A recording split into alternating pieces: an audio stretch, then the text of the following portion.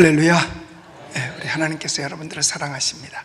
우리 옆에 계신 분들하고 하나님 당신을 사랑하십니다 하고 인사 나누고 말씀 듣겠습니다. 저도 주 안에서 여러분을 사랑합니다. 지난 월요일 극동방송에서 소망의 기도 생방송을 하고 이제 마치고 집으로 돌아오는데 전화가 걸려왔어요. 목사님, 저 중동선교회 아무개 목사입니다. 그 중동선교회는 뭐 하는 곳이냐면 중동에 흩어져 있는 모슬렘들을 위한 선교를 하기 위해서 그 선교사들을 지원해주는 그런 단체예요. 그런데 거기서 대표로 일하시는 목사님이십니다. 신 목사님 뵙고 싶습니다. 시간이 어떠세요? 예, 좋아요. 그럼 2시까지 제가 찾아뵙겠습니다. 그래서 집에 와서 점심을 먹고 2시에 맞춰 왔더니 벌써 와서 기다리고 계시더라고요. 교회 카페에서 만나서 이제 커피 아메리카노를 이렇게 한 잔씩 시켜서 들고 이제 먹으려고 있었습니다. 그랬더니 목사님, 제가 요즘 목사님을 위해서 특별히 새벽마다 기도하는 기도 제목이 있습니다. 그러는 거예요. 그러면서 오늘이 기도한 20일째가 되는 날입니다. 근데 지난 월요일이죠. 그런데 제목이 뭔데요? 그랬더니 저 목사님의 건강과 이런 것들을 위해서 기도하는데 이렇게 기도했다는 거예요. 하나님은 생명의 주관자가 아니십니까? 그러니까 심화보 목사님 건강해야 돼요. 그래서 대한민국 교회를 위해서 또 선교사들을 위해서 목회자들을 위해서 많은 일을 해야 될 텐데 건강이 안 좋다는 소리를 들었는데 목사님 건강해야 됩니다. 그래서 하나님은 생명의 주관자 아니십니까? 그러니까 5년은 많고요. 내 생명의 3년만 심화보 목사님에게 얹어주십시오. 5년은 많고 3년만 얹어달라는 거예요. 그리고 오늘 20일째 그 기도를 하고 저에게 찾아온 겁니다. 그때 그 이야기를 우리 카페에서 수고하시는 권사님이 그 옆에서 다 같이 들었어요. 그리고 그 커피잔을 들고서 비전센터 옥상에 올라가서 둘이 손 붙잡고 얼마나 울면서 함께 같이 기도했는지 몰라요. 한참을 기도했어요. 사실 이런 이야기가요, 형제도 쉽지 않고 부모 자식도 쉬운 것은 아니에요. 물론 자식이 아프면 부모가 말합니다. 차라리 내가 아픈 게 더 낫겠다. 이 얘기는 부모들이 많이 해요. 죽음에 임박했을 때 차라리 내가 죽는 게 더 낫겠다 라는 말은 합니다. 왜? 안 그럴 거니까. 그런데 이렇게 쪼개서 주겠다? 5년은 많고 3년만이라도 신목사님에게 얹어주겠다. 하나님이 생명의 주관자이니까. 이거는요, 누구도 상상할 수 없는 엄청난 사건이에요. 피를 나는 것도 아니거든요. 그런데 저는 기도하면서 미련하게도 아멘하고 받아들였어요. 내가 이기주의인가? 내가 이런 모습에서 그리스도 안에서 맺어진 형제의 모습이 아니겠는가? 그런데 오늘날 이와 같은 일들은 이 사회 속에서 그렇게 많지 않다는 거지요. 서로 물고 뜯고 미워하고 증오하는 이 세대에 심지어는 교회 안에서조차 틀린 것은 아니지만 내 생각과 다르다고 미워하고 증오하는 경우들도 간혹 종종 보게 되기도 합니다. 여러분, 성경 말씀은 언제나 현재성입니다. 그러니까 이 예언의 말씀을 읽는 자 현재지요, 듣는 자 현재지요, 지키는 자 모두가 다 현재성이에요. 그래서 성경은 오늘 이 세대, 지금 우리가 살고 있는 이 지금 세대를 뭐라고 말씀하시는 거냐? 본받지 말아야 할 세대라고 규정하고 있는 것입니다. 왜? 악한 세대니까. 이 악한 세대에서 오직 우리는 하나님이 기뻐하실 일을 찾아서 하나님께서는 하기를 원하시고 계시는 거죠. 왜냐? 신앙인은 어디에 있어도 신앙인이거든요. 하나님의 자녀는 어디에 있다 하더라도 하나님의 자녀인 것입니다. 하나님의 말씀대로 살아가는 마땅한 도리가 하나님의 자녀로 살아가는 것이니까요. 언젠가 4월 8일 날, 4월 초파일이라 그러죠. 음력으로 4월 초파일, 지체 높은 정치인이, 제가 누구라는 말을 안 하겠습니다, 조계사 그 석탄일 행사에 참석을 했었습니다. 그런데 그 행사에 부처에게 드리는 예불 순서가 있었습니다.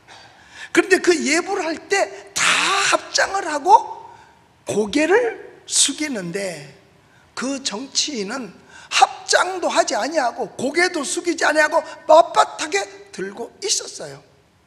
그는 크리스찬이었습니다. 하나님의 자녀였었어요. 그랬더니 언론에서 사방팔방에서 예절 없는 사람이라고, 예의 없는 사람이라고 엄청난 공격을 퍼부었습니다. 우리는 알아야 됩니다. 절에서 예불을 하는 것은 종교의식이에요. 종교의식과 예의 범절은 다른 것입니다. 우리의 예배의식과 같이 그들도 예배를 하면서 목탁을 두드리고 불경을 낭송하면서 부처에게 절을 하라? 이거는 종교의식입니다. 거기에 크리스찬이 따를 수 없다는 얘기입니다. 구약시대의 다니엘과 그의 친구들이 하나님의 자녀이기 까닭에 우상 앞에 절할 수 없다, 사자굴 속에 들어간다 하더라도, 불구덩이 속에 들어간다 하더라도 그들의 신앙을 지킨 것처럼 이도 신앙을 지켰고, 우리 크리스찬들은 이 신앙을 지켜야 되는 것입니다. 그런 일에 따를 수 없는 거지요. 신앙인은 어디에 있어도 신앙이니까. 우리 속담에 보면 집에서 새는 바가지는 들에 가서도 샌다. 맞아요. 그래야 돼요. 교회에서 신앙인이면 어디에 가 있어도 자기가 신앙인임을 잊어서는 안 되는 것입니다.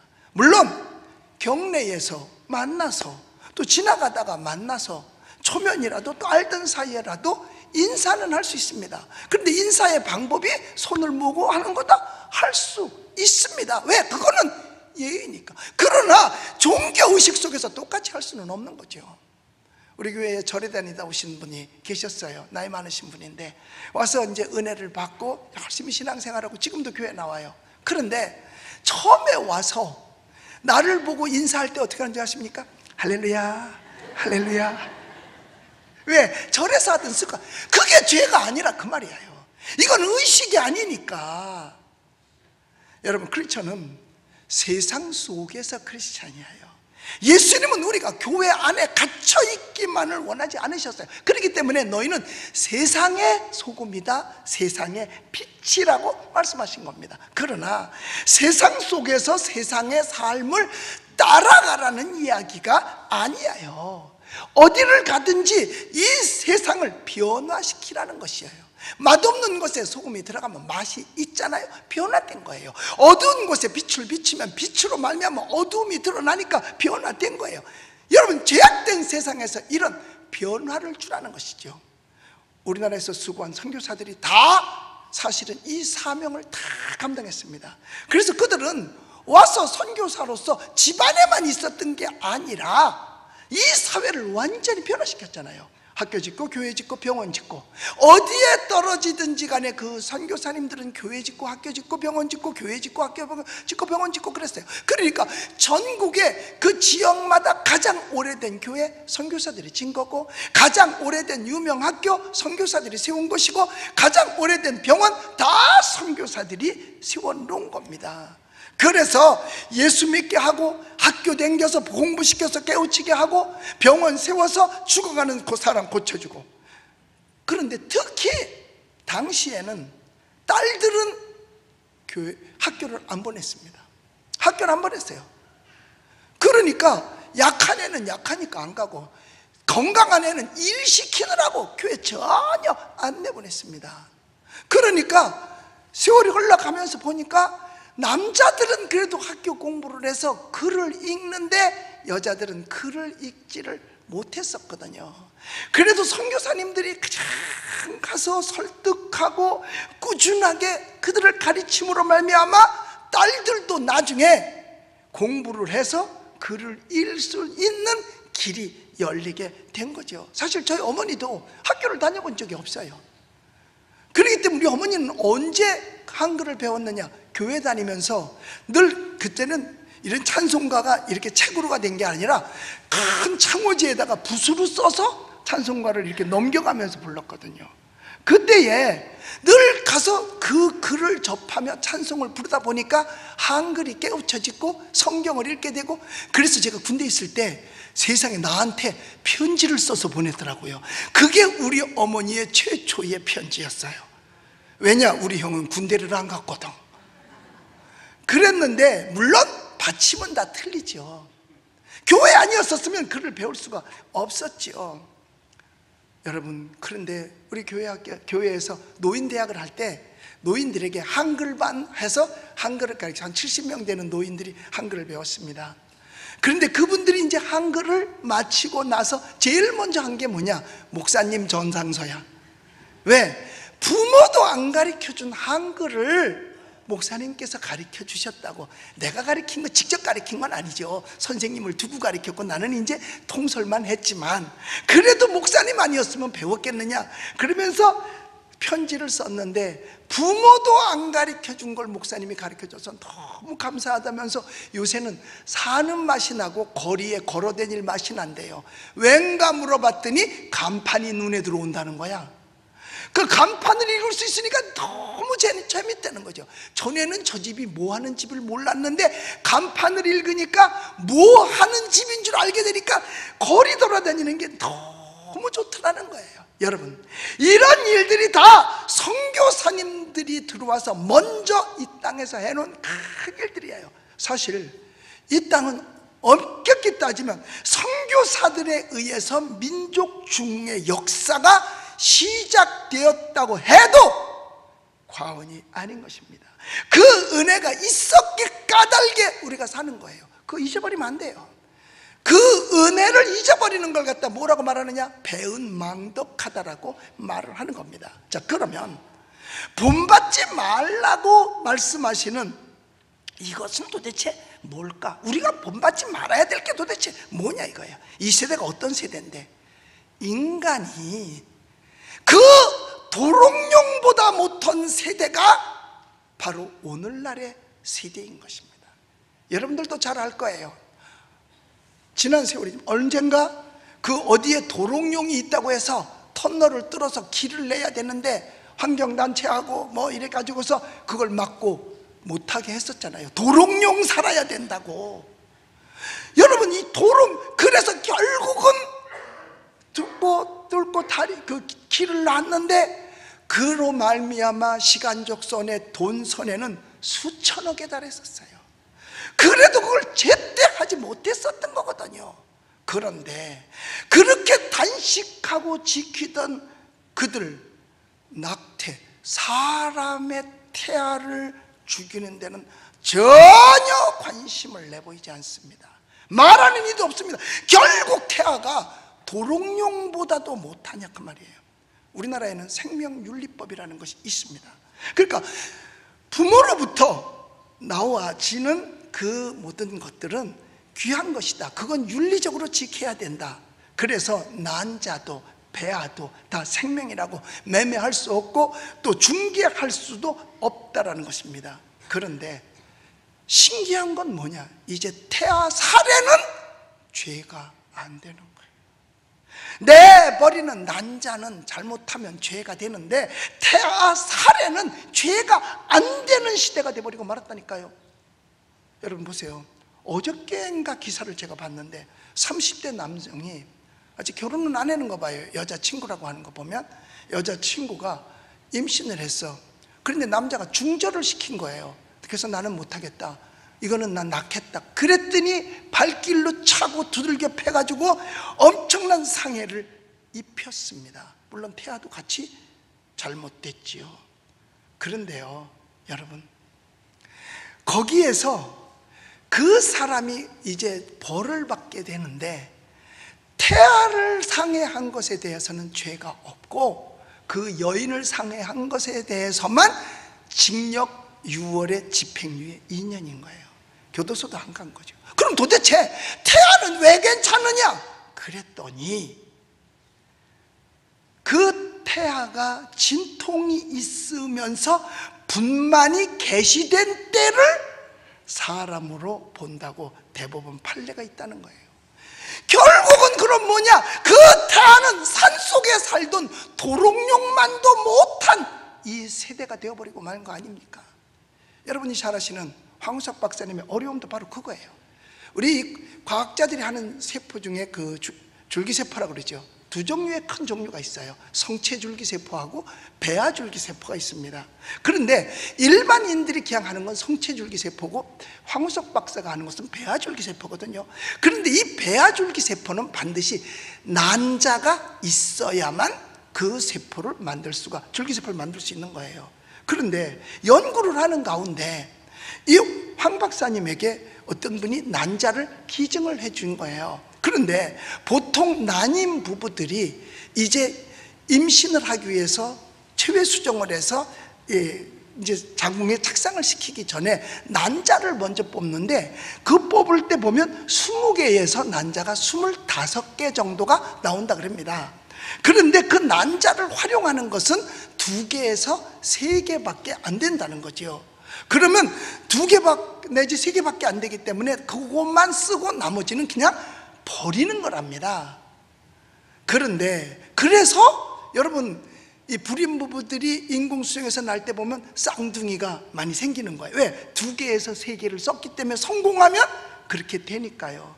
그런데 그 버리는 난자를 연구하기 위해서 제공을 받았는데, 그래서 연구를 하죠. 그래가지고 뭘 만드느냐? 맞춤형 줄기세포를 만드는 거죠. 사람의 이 안에, 신체 안에 어떤 나쁜 부분이 있으면 그 나쁜 부분에 맞춰서 줄기세포를 만들어서 그쪽에다 이제 투여하면 그 세포가 깨끗이 나와서 영살이 된다는 그런 논리지요.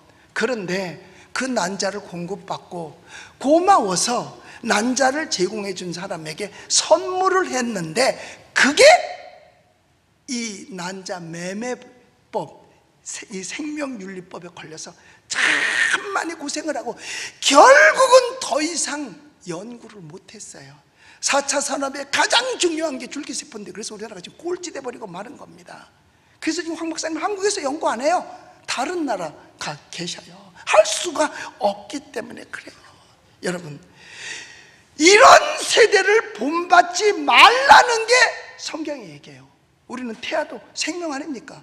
그런데 어정쩡한 사이에 법원에서 낙태죄 폐지를 통과시켜버리고 말았어요. 이제는 낙태 마음 놓고 할 수 있는 겁니다. 결국은 하나님이 우리에게 주신 6계명을 그대로 없애버리고 만 거예요. 살인하지 말라. 여러분, 낙태죄가 폐지돼서 누구한테 유익합니까? 남자에게, 여자에게 유익한 사람은 단 하나도 없습니다. 음란한 가운데서 생겨나니까 문제가 되는 거죠. 그래서 성경은 말합니다. 성경 갈라디아서 5장 19절로 21절까지 말씀하셨어요. 거기 이렇게 말씀하고 있습니다. 우리 같이 읽어봅니다. 시작. 곧 음행과 더러운 것과 호색과 우상 숭배와 주술과 원수 맺는 것과 분쟁과 시기와 분냉과 당짓는 것과 분열함과 이단과 투기와 술 취함과 방탕함과 또 그와 같은 것들이라. 전에 너희에게 경계한 것 같이 경계하노니 이런 일을 하는 자들은 하나님의 나라를 유업으로 받지 못할 것이요. 여러분, 천국 못 간다는 얘기예요. 하늘나라를 가질 수가 없다는 겁니다. 그래서 성경은 이 세대를 본받지 말라고 말하는 거예요. 여러분, 본받지 않는 것만이 중요한 것이 아니라 사람을 옳은 대로 인도하라고 소금되고 세상에서 빛되라고 한 거예요. 그대로 두면 이런 것들은, 이걸 그냥 내버려 두고 방조하게 되면 인간을 정신적 좀비로 만들어버리고 마는 것입니다. 사탄은요, 사람으로 하여금 어찌하든지 죄를 짓게 해서 지옥으로 끌고 가려고 합니다. 그러니까 에덴 동산부터 찾아와서 사람을 죄짓게 만들었잖아요. 그런데 그 죄짓게 하려고 또 사람과 세상법을 만들어서 자꾸만 끌고 가는 거예요. 여러분, 정상적 기쁨을 행복이라고 말한다면 비정상적 기쁨을 쾌락이라고 말하는 것입니다. 행복은 언제든지 잔잔하게 가는 거예요. 그런데 쾌락은 들뛰게 만들고 좀 더 하다가 결국 꿀을 찍어서 먹던 그 파리가 꿀 속에 빠져 죽는 것처럼 인간을 폐인으로 만들어버리고 마는 것입니다. 이 세대의 가장 여러분, 인간 속에 파고들어서 타락시키는 것이 뭐냐? 바로 음란한 거예요. 그러니까 육체의 일, 음란과 더러운 것과 호색, 이거 다 똑같은 얘기거든요. 이런 것들을 요즘 사람들은요, TV보다 유튜브를 더 많이 봅니다. 심지어는 방송 TV에 안 본 지가 오래됐다는 사람들도 있습니다.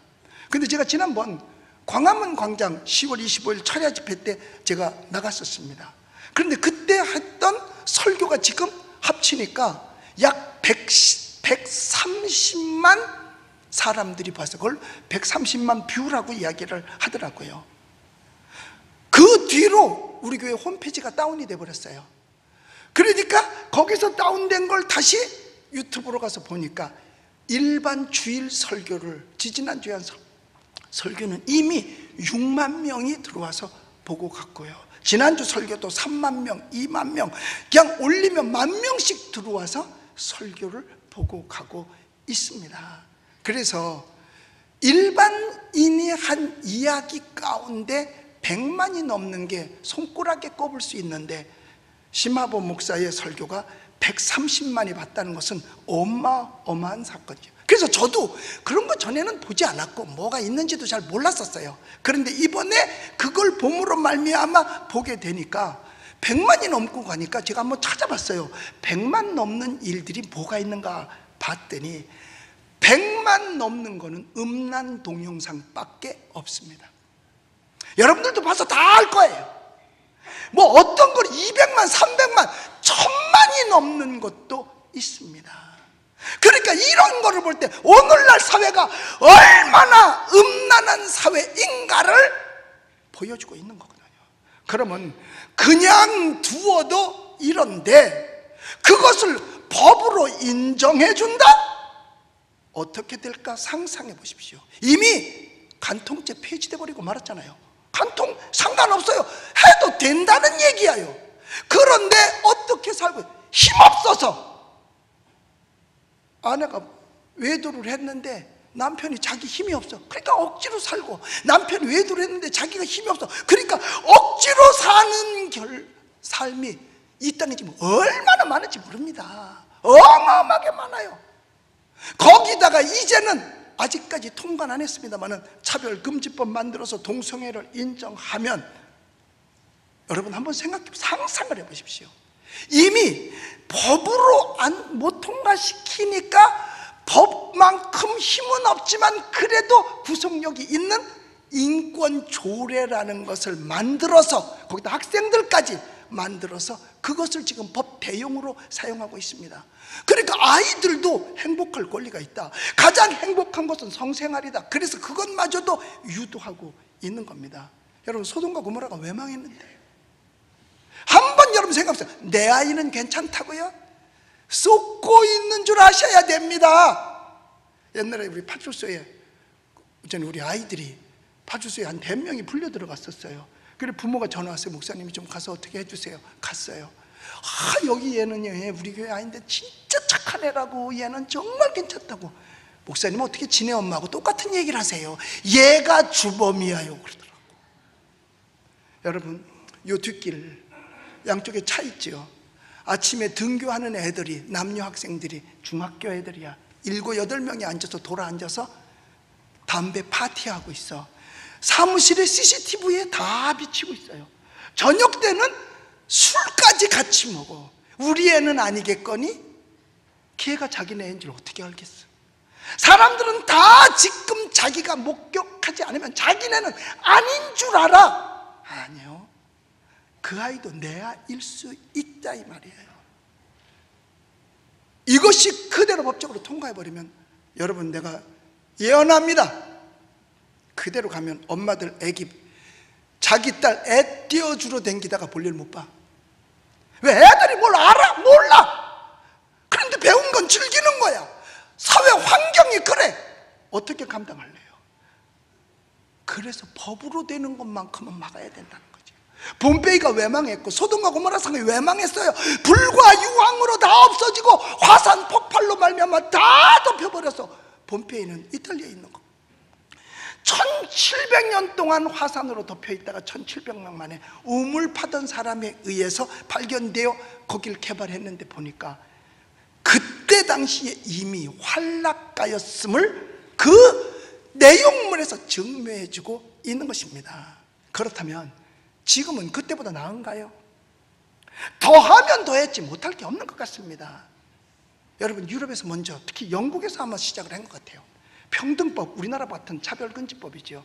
제정될 때 교회 목사님들은요, 성도들하고 교회에서 기도만 하고 있었어요. 하나님이 이 법을 막아달라고 말해요. 그런데 의원들은 의회에서 하나님을 조롱하고 성경을 조롱했어요. 그리고 땅땅땅 방맹이 두들겨서 통과시켜버렸어요. 여러분, 저는 작년에 영국 갔다가 직접 봤잖아요. 길거리에서 수염 난 아이들끼리 둘이 끌어안고서 키스를 하고 있어요. 구토가 나서 견딜 수가 없었어요. 여러분, 지금이니까 강단에서 이런 말도 하는 거지, 나중에 12월 달에 법 딱 통과돼 버리면 이런 말조차도 못해요. 영국에서 집회를 하는데 미국 혼주라는 목사님이 집회 강사로 왔어요. 그 설교를 하는데 앞에서 한 사람이, 청년이 일어났어요. 동성애가 목사님 죄입니까? 아닙니까? 그래서 목사님 뭐라고 대답했겠어요? 그건 죄입니다. 그 즉시 경찰에게 신고해가지고 경찰이 와서 그 목사님을 체포해가지고 1,500불 벌금을 물고 그 자리에서 추방당했어요. 그 이후에 영국의 기독교 법센터 안드레아 웰리엄스라는 변호사가 우리나라에 와서 강연을 하게 됐어요. 그가 말하기를 우리 영국은 기독교의 오랜 전통을 가지고 있는 나라라고 소개하면서 800년 전으로 거슬러 올라가면 모든 법률은 하나님의 법 아래에 있고 전 세계 선교사를 가장 많이 파송했고 해가 뜨고 지지 않는 나라로 넓은 영토를 확보하는 그러한 축복받은 나라였었습니다.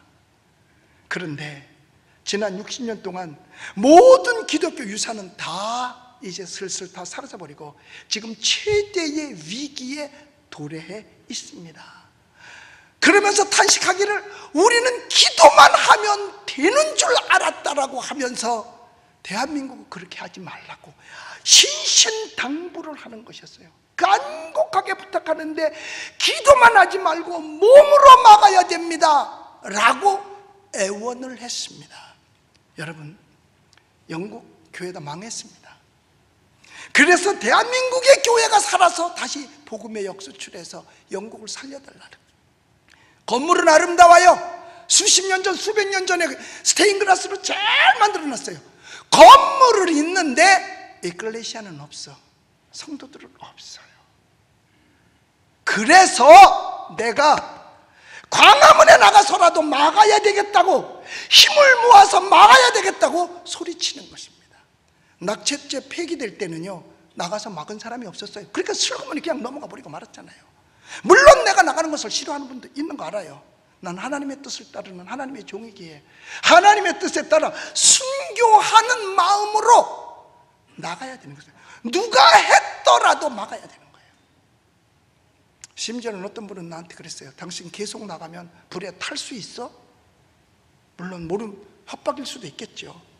또한 이 세대는 또 어떤 세대입니까? 술 취하고 방탕하는 세대잖아요. 여러분, 사탄이 바쁘면 대신 술을 보낸답니다. 왜? 그게 사탄의 일을 대신 해주기 때문에. 당연히 이것도 금해야죠. 여러분, 우리 술과 담배가 백해무익한 건 모두가 다 알잖아요.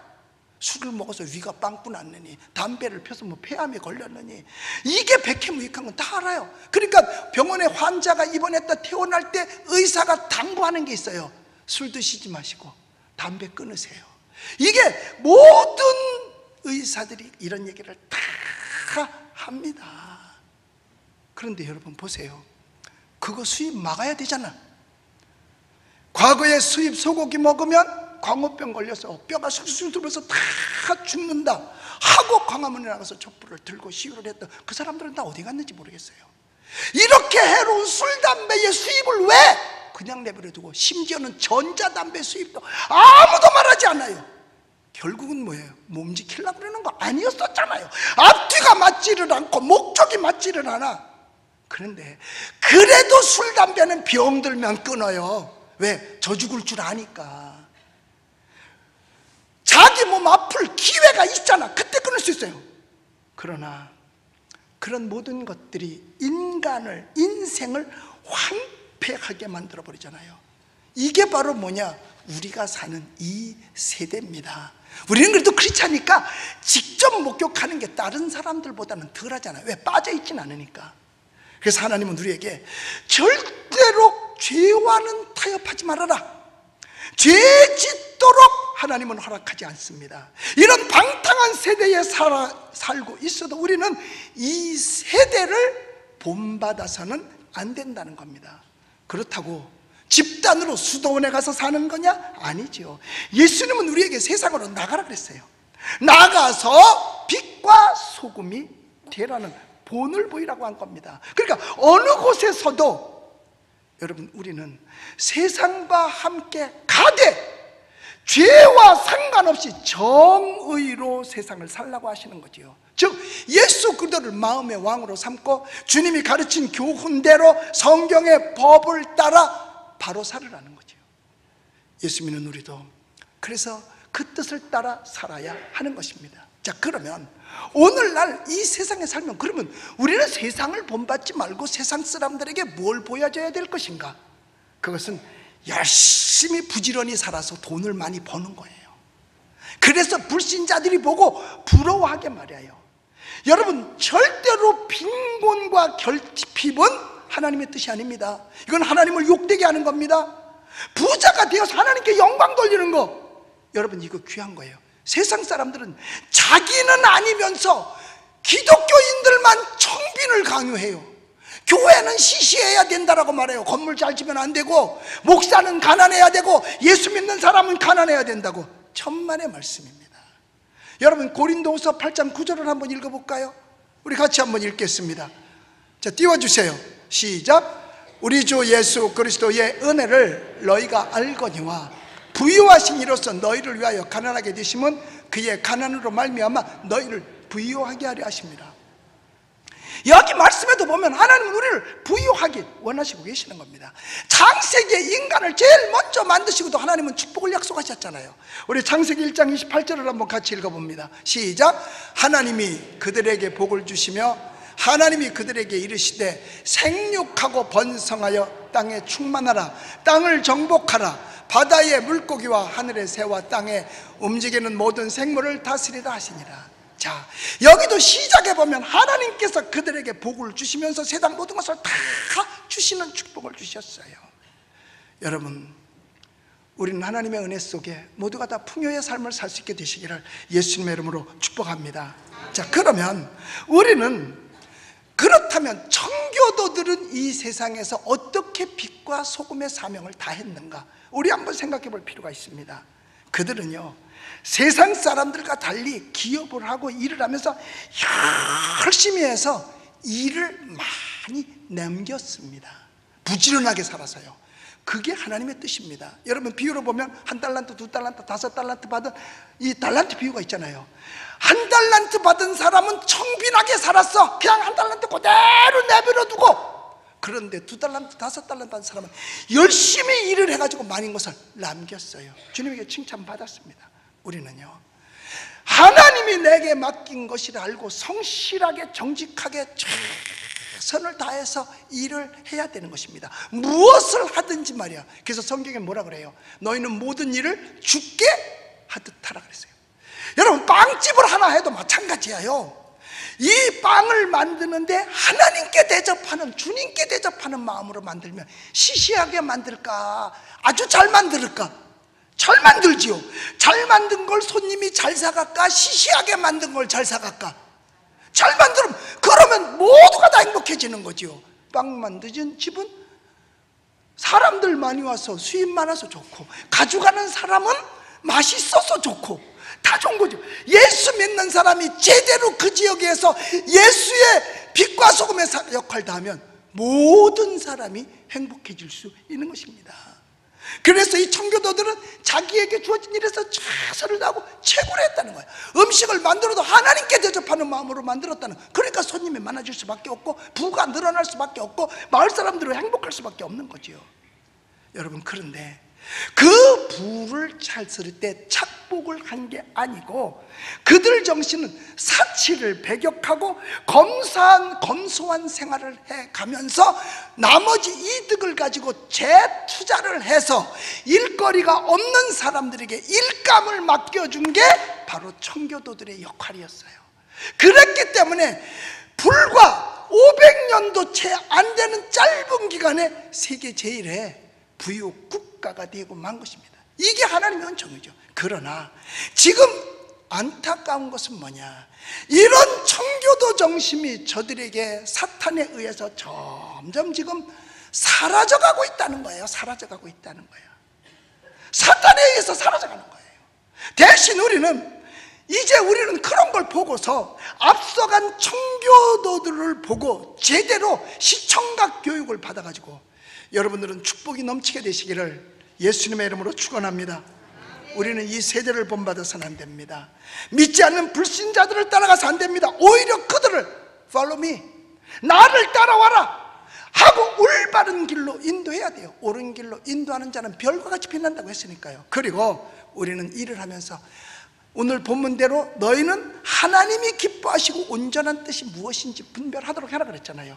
그러면 일상생활을 생각할 때에 항상 하나님이 얼마나 기뻐하실까, 말 한마디, 요즘은 또 말보다 문자 세대니까 문자 하나를 보내도, 일을 하나 해도, 무엇을 먹고 마셔도 먼저 나를 돌아보고 하나님이 얼마나 기뻐하실까. 왜냐하면 하나님이 기뻐하시고 온전한 뜻을 분별하라고 성경을 통해서 우리에게 명령하셨기 때문인 것입니다. 그러므로 우리는 언제든지 옳고 그름을 분별하되 기도하고, 그래도 분별이 안 되면 금식하고 기도해서 분별력을 얻어야 되는 것입니다. 여러분, 세상에 얼마나 분별력이 없는 줄 아세요? 그 전에 보니까 이건 뭐야, 그 수배자를 얼굴을 찍어가지고 이렇게 바른벽에 붙여놓고 사람들에게 알리라는 거 있어요. 요새도 그런지는 모르겠습니다만은, 뭐 요새는 인권 때문에 또 그것도 안 하는 것 같아요. 그런데 한 20명이 수배자가 쭉 있는데 거기 여자 수배자가 있었어요. 그런데 이뻐, 사진이 이뻐. 그랬더니 인터넷에 올리기를 그 사람은 용서해 줘야 된다. 왜? 이쁘니까. 잘생기면 봐줘야 돼? 그럼 날 봐줘야 될 거 아니야. 착각했나? 여러분, 하나님의 뜻 가운데서 하나님이 기뻐하시고 온전한 뜻이 무엇인지를 분별하는 것은 우리 크리스찬의 가장 귀한 사명 중에 하나예요. 또한 우리 크리스찬의 가장 기본적인 건 뭐냐, 가장 중요하기도 한데 하나님께 거룩한 산 제사를 드리는 겁니다. 즉 하나님께 예배할 때에 회개의 모습으로 나오라는 거죠. 제사에는 제물이 있잖아. 그 제물이 뭐예요? 회개의 모습이야. 내가 죄를 졌는데 내가 지금 죽을 수 없으니까 네가 대신 죽어줘라. 그게 회개의 제물이거든요. 근데 이제 내가 양을 드리는 게 아니라 나를 드려야 되니까 내 스스로가 하나님 앞에 회개의 제물을 드려야죠. 내가 제물이 되는 거예요. 주님께 회개하고 나서 하나님의 은총을 입는 것입니다. 이것이 사람의 본분이기 까닭이 하여. 그래서 세례 요한도 복음 전할 때 최초에 말한 건 뭐예요? 회개하라, 천국이 가까웠나니라. 하나님은 예배를 받으시기 원하십니다. 아울러 세상을 본받지 않는 가장 순수한 모습의 그 증거가 예배할 때 나타나는 겁니다. 예배 시간만큼은 증오, 미움, 설교 이거 다 사라지거든요. 걱정거시까지 사라지니까. 그래서 이 예배를 불신자는 감히 엄두도 못 내는 겁니다. 죄인은 의인의 회중에 들지도 못하고. 그러니까 우리 성도님들 보면 바깥에서 남편이 여기까지 태워다 줘요.